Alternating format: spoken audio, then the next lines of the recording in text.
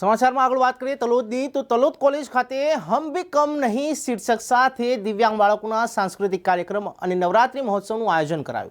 તલોદ ખાતે બીઆરસી ભવન તલોદ દ્વારા માન્ય જિલ્લા પ્રાથમિક શિક્ષણ અધિકારી હર્ષદ ચૌધરીના માર્ગદર્શન હેઠળ હમ ભી કમ નહીં કાર્યક્રમ અંતર્ગત તાલુકાના દિવ્યાંગ બાળકોના જીવનમાં ઉત્સાહ પ્રકાશ અને પ્રેરણા પ્રાપ્ત થાય તે માટે નવરાત્રી મહોત્સવ તેમજ સાંસ્કૃતિક કાર્યક્રમનું આયોજન કરાયું।